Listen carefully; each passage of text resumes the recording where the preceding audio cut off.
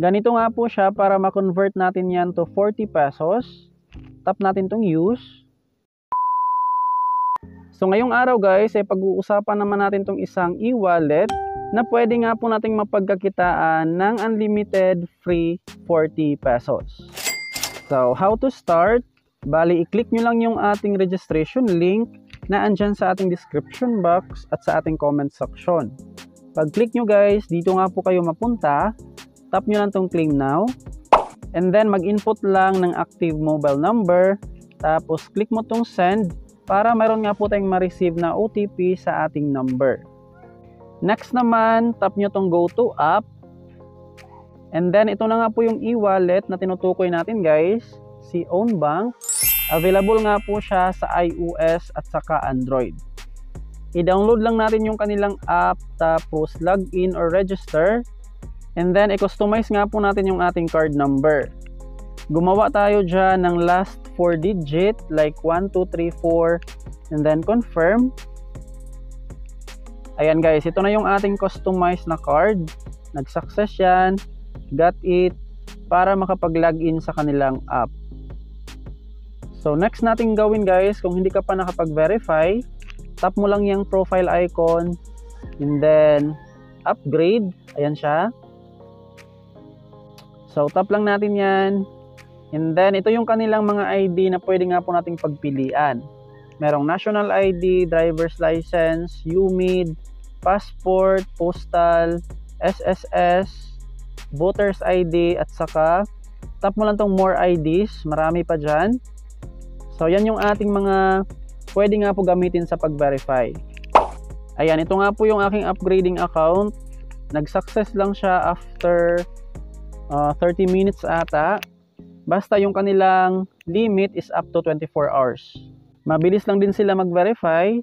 And then para makuha natin yung free 40 pesos, kailangan nga po nating maglagay ng at least 50 pesos. Tap mo lang yan. Tapos piliin mo lang tong online bank or e-wallet.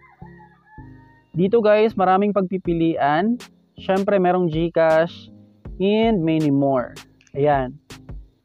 So kapag nakapaglagay ka na dyan ng 50 pesos, next guys, tap natin itong itong transfer and pay. Tap yan.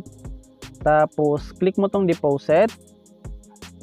Input natin yung ating 50 pesos. Check natin siya. And then click natin itong deposit now. So mamili tayo dyan. Tap natin siya. Since nasa balance yung ating 50 pesos, pipiliin natin tong own balance. Ayan, 50 pesos.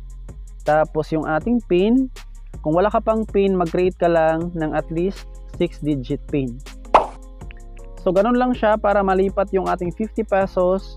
Dito nga po sa dito guys.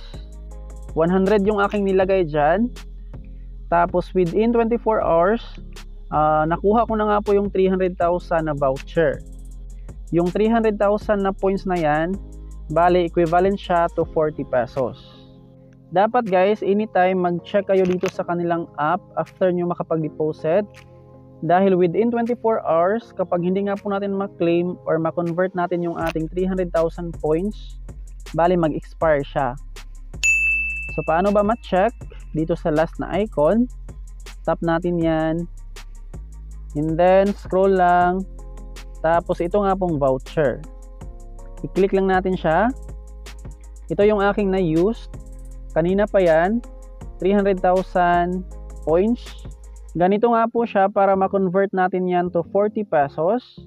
Tap natin tong use. And then itong 300,000, itap lang natin yan. Tapos use. And then dito na nga po siya malagay sa ating trial funds.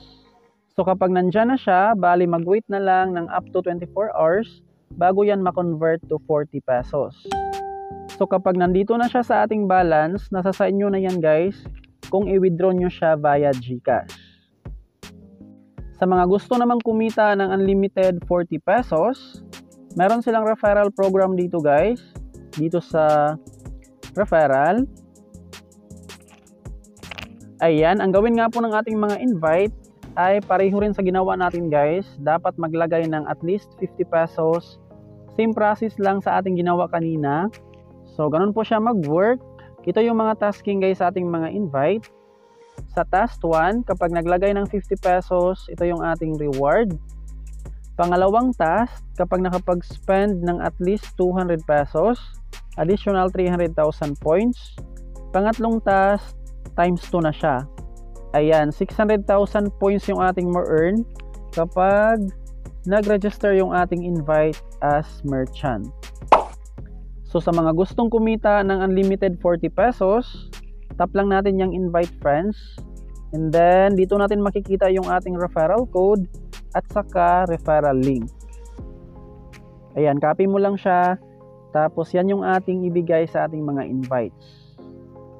So, ganun lang para kumita dito sa kanilang app, mag-invite, and then, kung gusto mo lang kumita ng 40 pesos, maglagay ka lang ng at least 50 pesos.